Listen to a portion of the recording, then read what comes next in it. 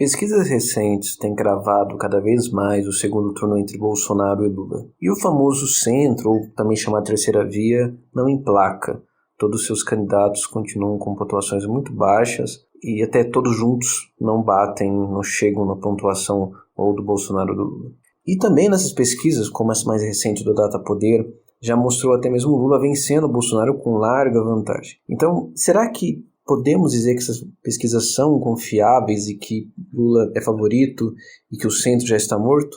Afinal, o que é esse centro?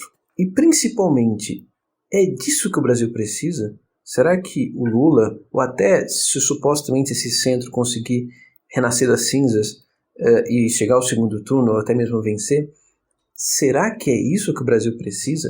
Será que algum desses movimentos políticos tem real capacidade e intenção de enfrentar e solucionar os problemas que nós estamos enfrentando hoje e vamos enfrentar nos próximos anos?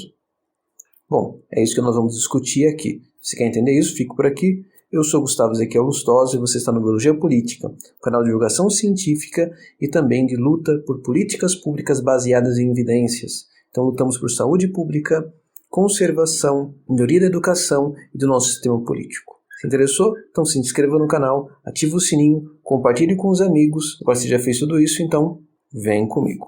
Bom, olá pessoal.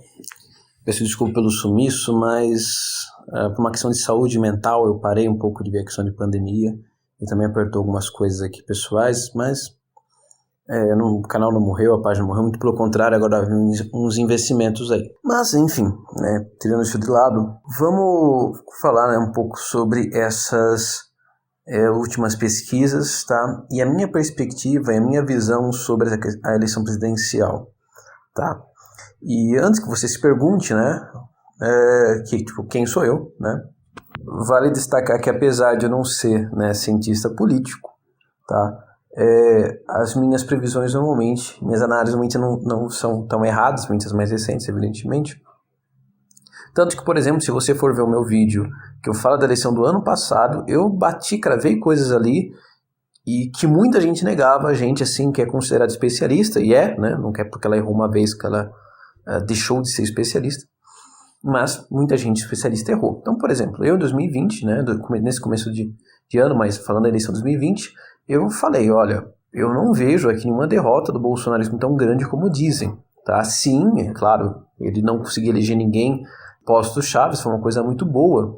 Entretanto, quem venceu foi o Centrão por definição, o sentido que eu uso de Centrão é de político fisiológico, político que simplesmente luta por cargos, etc, e não tem uma bandeira, uma ideologia verdadeira. Ele pode assumir uma bandeira, mas é uma camisa que ele vai vestir na ocasião que ele vai trocar a qualquer momento, tá?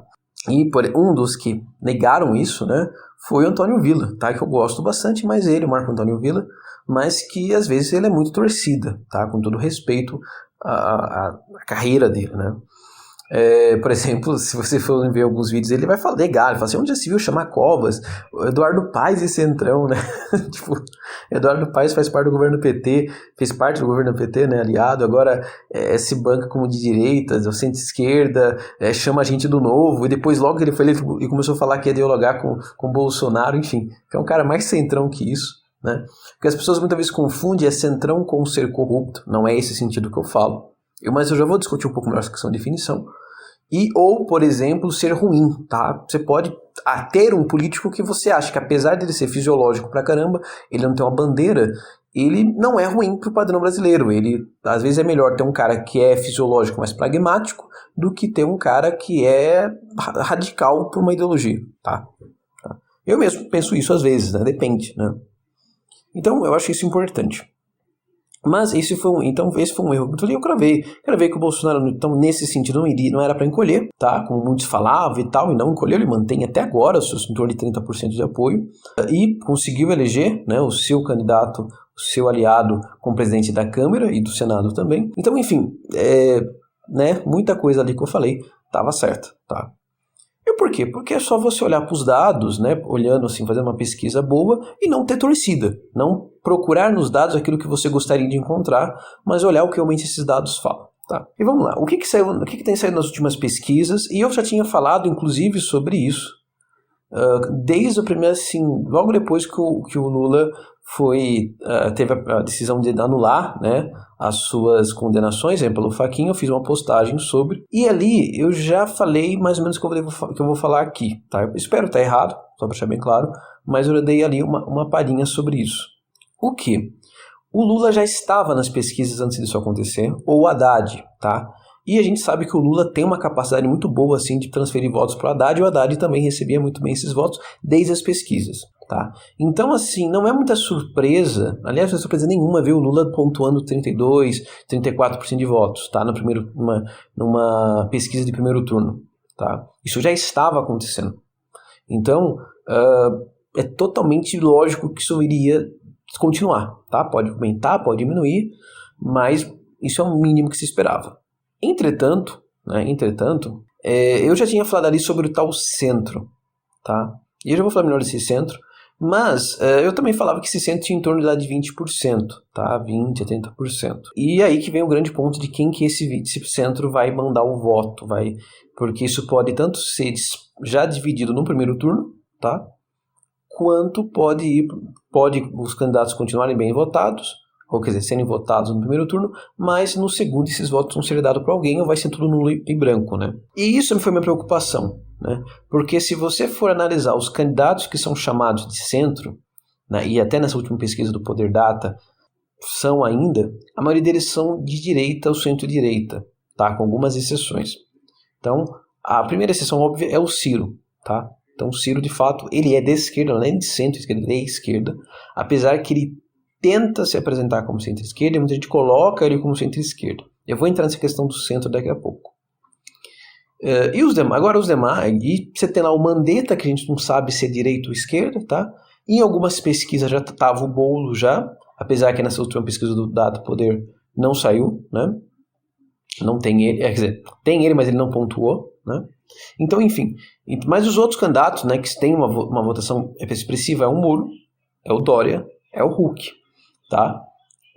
Esses três, né, principalmente o Dória e o Moro, e o Amoedo, claro, o Dória, Amoedo e o Moro, esses três são de centro-direita e direita, tá? E o seu eleitorado evidentemente é, tá?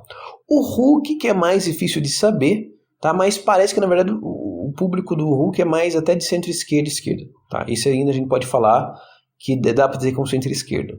Apesar que provavelmente tem na gente outras pessoas e outras visões também sobre. Então, o Mandetta é um pouco imprevisível, né? Quem quer votar nele, porque ele provavelmente as pessoas votam nele porque ele foi ministro da Saúde e era menos retardado do que veio depois, com exceção do Take, né? O Take ele até era mais técnico que ele, mas também não ficou pouco tempo as pessoas se lembrarem dele. Então, isso acho que Então, assim, é difícil saber quem quer votar no Mandetta. Se são pessoas de esquerda ou direita, tá? É realmente difícil. Mas como é uma pontuação baixa, né, 1%, 2%, 3%, não é tão relevante assim. Então, se a gente for pensar pela maneira mais óbvia, tá? A maioria desses votos do centro vão para o Bolsonaro ou vão ficar nulo num segundo turno de Bolsonaro e Lula, tá? Então, esse é a minha principal preocupação, tá? Por quê? Aí eu já vou aqui dar minha posição. Para mim é evidente que o Lula não é igual ao Bolsonaro, tá? Entre Lula e Bolsonaro eu voto Lula sem problema nenhum.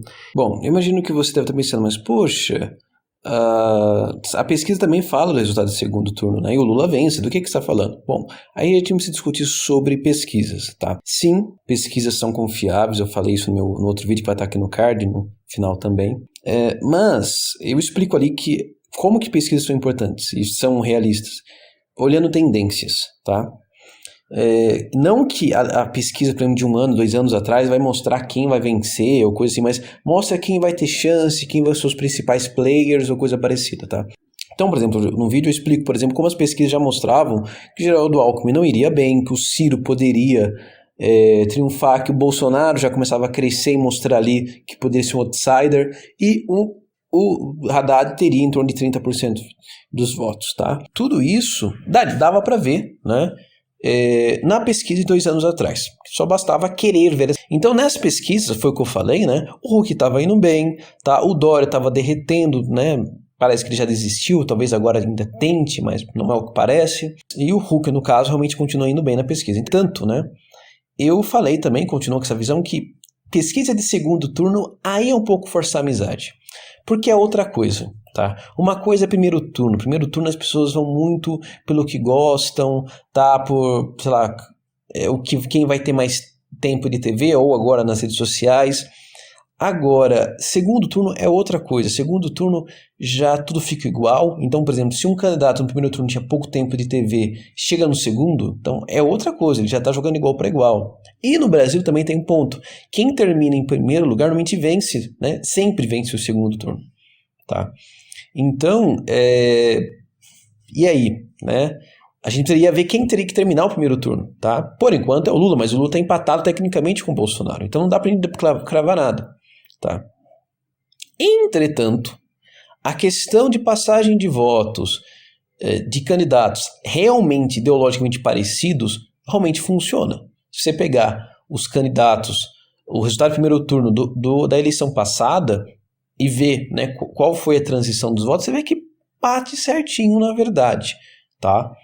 Então, a tendência é acontecer isso de novo. Então, assim, o Lula é para receber com quase todos os votos do Huck e do Ciro. Do Ciro, principalmente. Do Huck ainda estou sendo bonzinho. São 12. É um número bom? Ele vai para 46%. Não é 50% mais um. E o resto? O resto eu não sei. O resto, a tendência é a maioria aí pro Bolsonaro. Tá? Como eu falei, é difícil imaginar um candidato, um eleitor do Moro votando no Lula. É possível? Mas é difícil. Só que aí vem o grande ponto, né? A questão é, beleza, o Lula não é igual ao Bolsonaro, ele é menos pior. A questão é, ele é capaz, ele é o que a gente precisa nesse momento? Isso é a pergunta que eu sei que muita gente vai ficar chateado. Eu sei, mas eu preciso fazer. Tá? O que o Brasil vai enfrentar, já está enfrentando e vai enfrentar nos próximos anos? Um endividamento gigantesco. Tá? A gente está com uma dívida que é mais de 90% em relação ao nosso PIB.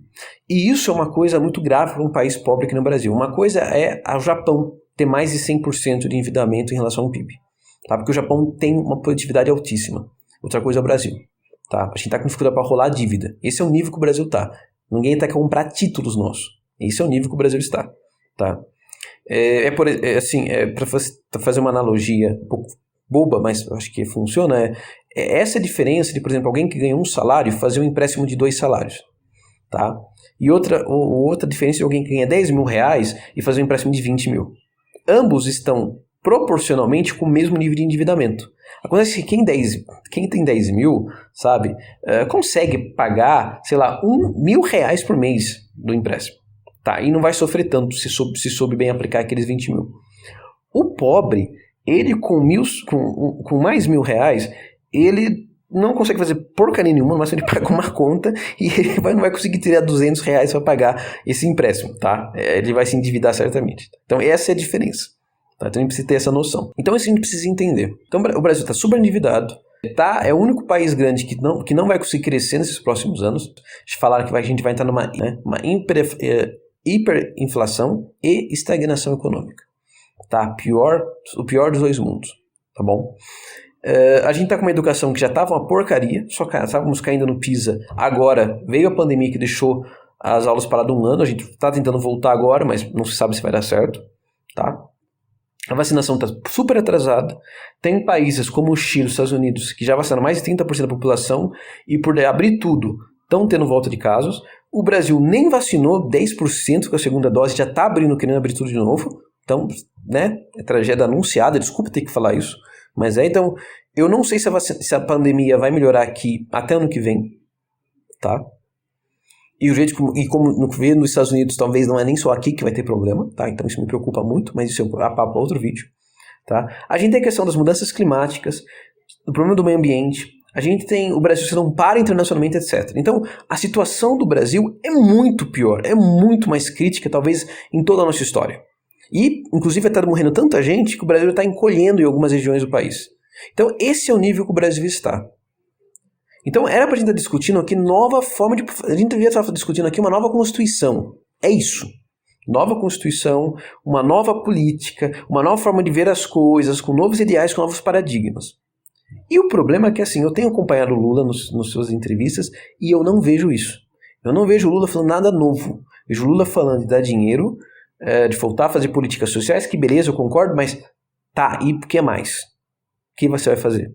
Tá? O Lula, no primeiro mandato, ele pegou um país que estava já bem engatinhado. Você pode ter críticas ao FHC, como eu tenho, mas a gente não pode esquecer, o cara fez o Plano Real. O Plano Real foi o que acabou com a inflação no Brasil, o que permitiu o maior crescimento econômico que a gente já viu, tá? E redução da pobreza extrema. Claro, junto com as políticas sociais do governo PT. A gente não pode esquecer isso, tá? Então, o primeiro governo Lula, ele pegou um Brasil que estava arrumado e continuou, melhorou, beleza. Tá? Mas estava arrumado, tá? E agora? Agora tá pegando um país destruído, literalmente destruído. Tá no abismo e a gente tá querendo dar mais um passo. É isso que o Brasil está. Então, a questão não é aquele, mesmo que voltasse a ser aquele Lula de 2002, talvez não seria suficiente, tenho quase certeza suficiente para fazer o governo que a gente precisa, tá? É claro, mas é melhor isso que nada. Sim, mas, aqui, novamente, aqui entra um ponto que eu acho importante aqui. As pessoas confundem as coisas. Quando se fala a política é a arte do possível, né? Não quer dizer que, eu vou escolher entre menos piores candidatos. Não é isso. Quer dizer o quê? Que a política ela tem que olhar para o que é real, aquilo que é pragmático. Tá? Por exemplo, a gente pode ter uma política de bem-estar da Suécia e ter menos impostos, sei lá, que o Zimbábue, que a Suíça. Não, tá? Não dá, entendeu? Não dá. Sabe, se você quer ter estado de bem-estar, você vai ter que ter impostos. E um país pobre como o nosso, mesmo tendo impostos altos, não consegue ter um mercado de bem-estar, um estado de bem-estar, desculpe, como a Suécia. Sabe, acho que não precisa explicar por que isso.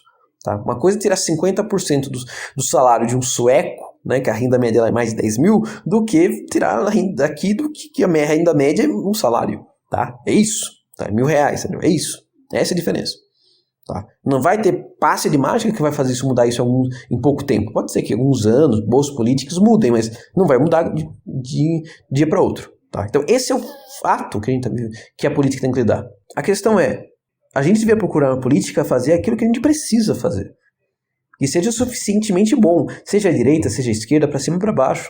E infelizmente não é o que está sendo discutido. A gente está discutindo novamente, basicamente, personalismo. A verdade é essa. Você pode ser até lulista, você pode estar feliz, mas você sabe, a maioria das pessoas que estão votando Lula não tem ideia de que programa ele vai fazer, coisa e tal. Não nem se importando com isso, estão pegando a pessoa dele. E não é assim, tá? Que se resolve as coisas. Tá? Então a gente precisa, deveria estar debatendo isso, e triste, porque a gente não avançou no debate. Não vou nem falar que recuou, porque já estava uma porcaria, mas a gente não avançou. Tá?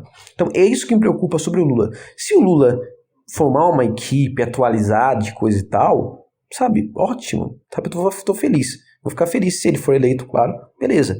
Mas eu não tô vendo isso me preocupa, essa ideia de, na ele vencendo ele vai mudar. A gente já viu o que acontece. A gente votar em um monte de gente, ele vai aprender, a gente viu o estrago que isso faz.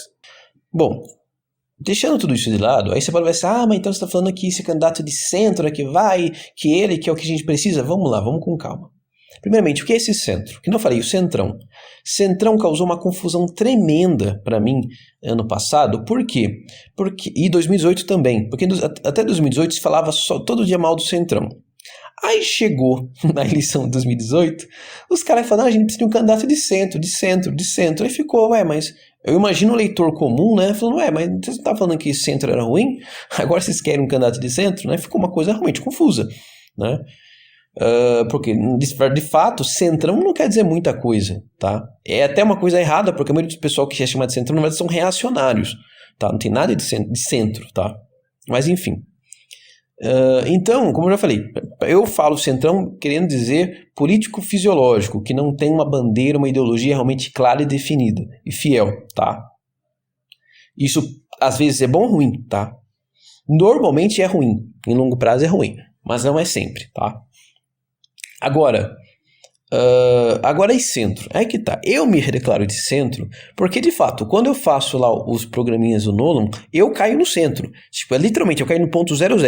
Ou um pouquinho pro lado, um pouquinho pro outro. Depende do dia que eu acordo, tá? Por quê? Porque eu, de fato, discordo de muita coisa que a direita e a esquerda falam. Então, eu discordo muitas vezes. Não é que, eu concordo com um pouco, ser um pouco da direita. Não, às vezes eu discordo das duas. Tá? Como eu já falei, eu vejo que a gente precisa de uma política completamente nova em relação ao que a gente faz no Brasil. Já textos, vídeos, já expliquei esse ponto. Então, e esse centro? E é que está o meu problema, né? Porque os candidatos, que eu já falei, que são chamados de centro, de terceira via, a maioria deles não são de centro, eles são de direita. Amoedo não é centro, é direita liberal. Tá? Dória não é centro, Dória era, né? Direita conservadora. Tá? Moro é meio difícil dizer o que ele é, mas provavelmente o eleitorado dele é direita conservadora. Tá? Então não tem centro aí. Ciro é esquerda. Tá? Ele tenta ser de centro-esquerda, mas ele é em si de esquerda. Não tem muito o que questionar nisso. Mandetta, não sei. Agora os outros candidatos ali que às vezes quando aparece, Boulos, etc., são de esquerda, enfim, aí sim. Mas veja, então não tem muita coisa de centro aí. Eu vejo que tem gente que quer dizer outra coisa, né? Tem gente que quer dizer com essa terceira via, outra candidatura, eles não querem ficar na polarização. Então não é nem Lula nem Bolsonaro. Só que isso é muito vago. Tem gente que é mais à esquerda que o Lula, por exemplo. O Boulos é mais esquerda que o Lula. Mais direita ao Bolsonaro é um pouco difícil, mas pode ser uma direita diferente. Então assim, eu acho um termo muito leviano. Foi o que me fizeram em 2018, mas muito leviano você colocar dessa forma. Então, ou alguns querem dizer centro no sentido de liberal, uma candidatura liberal. Beleza, completamente legítimo. Assim, o que eu gostaria de ter? Uma candidatura em que tivesse um programa de governo atualizado, do século XXI. É isso que eu quero. Não precisa ser de direita, pode ser de direita, pode ser esquerda, pode ser liberal, pode ser social-democrata, eu não estou mais ligando para isso. Eu quero um programa de governo do século XXI. Tem algum candidato que eu veja isso plenamente? A resposta ainda é não. Desses com maior nome, tá? A resposta é não. Tá? A verdade é essa. Ou até que tem um discurso legal, mas eu sei de podres e coisa tal. Mas uma hora, outro vídeo eu fale sobre isso. Né? Dá pra saber que tem alguns problemas. A gente sabe que é mais discurso do que outra coisa. Entretanto, existem 3 candidatos que são chamados de centro que eu vejo que são interessantes, que eles teriam potencial de fazer um governo melhor que a média. Mas não são ainda não vejo eles como esses políticos com um governo de século XXI, realmente moderno. Tá? O primeiro, né, assim, entre esses 3, já que eu falei dele, o Ciro. Né? O Ciro, ele tem uma carga intelectual muito grande, ele já foi ministro, ele tem um grande repertório, tá? Era um dos poucos que tinha ali um programa realmente bem estruturado, etc. Mas, como eu falei, ele tem alguns problemas. Por exemplo, ele inventa muito número, tá? Ele se contradiz bastante. Ele teve como vice, né, candidata vice a Cátia Abreu, que é chamada, né, pelos amigos, né, de Cátia Motosserra, porque ela e a família dela tem muito envolvimento, tem muitas denúncias, vou dizer assim, para não ser processado, suposto envolvimento deles com desmatamento. Então, dizer para mim que Ciro é um cara ligado ao meio ambiente, assim, coisa e tal, é meio difícil, tá? Mas uma coisa que eu acho positivo nele ele é o único que admite, por exemplo, isso desde 2018 é uma coisa que eu acho muito, muito corajosa a parte dele, que nós precisamos fazer uma redução de gastos, mas aumento de impostos. Não dá para solucionar o problema econômico só cortando gastos, que é o que o governo Bolsonaro prometia, e nem só aumentando imposto, né? Porque aí já é loucura demais. A gente precisa dos dois. Então eu acho isso muito honesto da parte dele, tá? Uma coisa que tira muito voto. É um cara, então, que é muito ligado às universidades, então ele poderia, num governo, ter esse diálogo melhor com especialistas, estar mais aberto a essas coisas.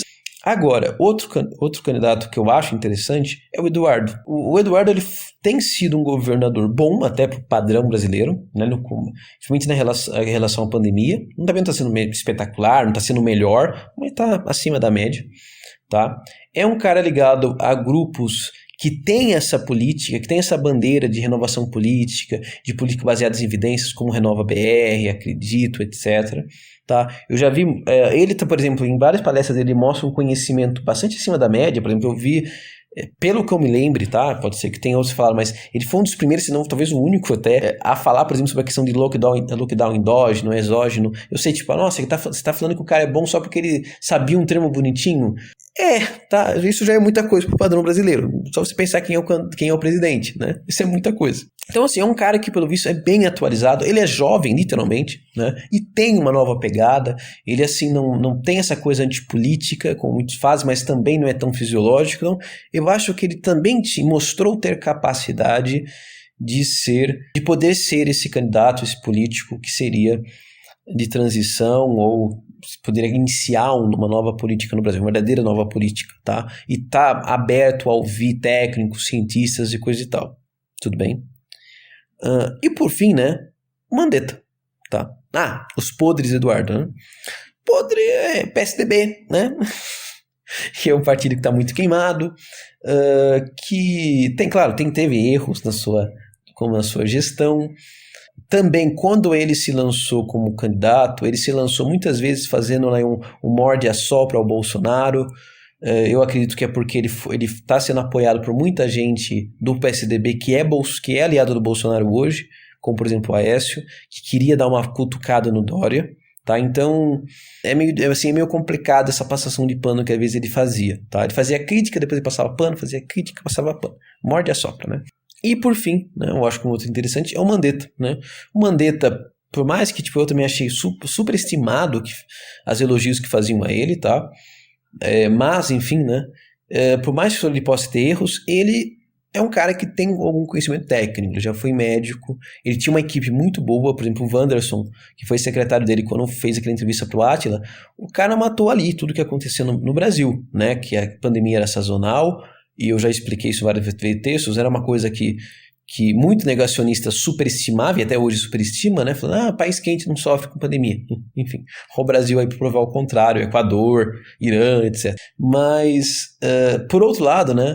A gente sabe, agora a gente tem certeza que a pandemia, que esse vírus, ele é muito ligado à questão climática, tá? Então a gente pode ver vários países aí que estavam bem, veio o inverno, estourou casos, mortes, etc. E assim por diante. Então,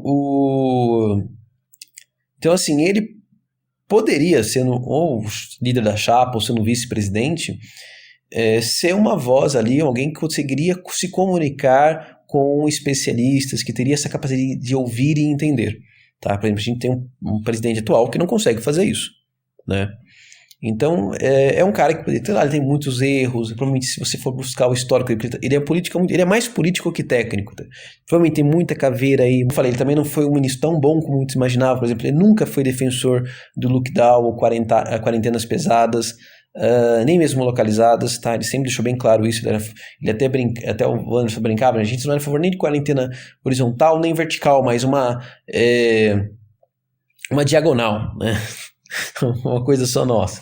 Então, ele também subsidiou muito a pseudociência no SUS, etc. Então, não é um cara perfeito, não é tipo, nossa, né, uma Natália Pasternak, não. Tipo, é um cara, um político, tá? Mas, como eu falei, ele consegue pelo menos ouvir cientistas, ele provavelmente saberia, entenderia a importância das universidades, da educação básica, etc. Mas, então assim, esses três eu vejo que talvez poderia ser um programa ali, ou poder fazer um governo ali acima da média e que se aproximassem dessas necessidades que nós temos. Eu acredito que eles seriam perfeitamente isso, não, tá? Eu não vejo isso ainda deles, tá? Em nenhum deles, tá? Eu tô realmente muito preocupado com a eleição do ano que vem, como eu falei, tudo bem, as pesquisas estão indo bem no Lula, mas ainda me parece cedo falar isso, tá? Mas é provável. Já falei também em texto, me preocupo com a possibilidade até de o Bolsonaro pensar num golpe, tá? E isso ser justificado, ser inflacionado, né? Ser impulsionado por uma vitória do Lula, falando que foi fraude, blá, blá, blá, blá, blá, que a gente conhece muito bem essas narrativas. E me preocupa esse vazio, muitas vezes, de novas propostas do Lula e de outros candidatos também, tá? Não vou pegar pedra só no Lula, tá? Então, assim, eu preferiria, o que eu acho que seria melhor para o Brasil, né? Que tivesse um impeachment do Bolsonaro, que a gente não aguenta mais esse cara.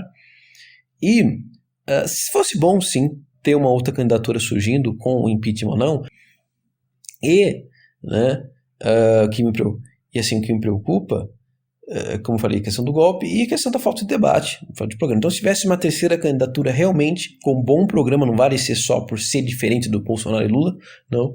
Quem sabe a gente pode ter até um segundo turno. Só que, como seria, sabe, assim, tranquilizador você ter um segundo turno em que, sei lá, pode ser qualquer um. Lula versus Ciro, ou Lula versus Eduardo, Lula versus Mandetta, Lula até versus Dória, sabe? Enfim, sabe, seria muito... agora tá parecendo um tal do Tarso Gereissati, talvez também, enfim, que seja. Eu ficaria muito mais aliviado o Bolsonaro caindo em terceiro lugar ou nem se candidatando porque foi impeachmentado. Eu acho que seria um ideal, seria uma coisa muito mais tranquilizadora e a chance de golpe seria muito menor porque ele ia falar o quê? Pô, roubaram pros dois, entendeu?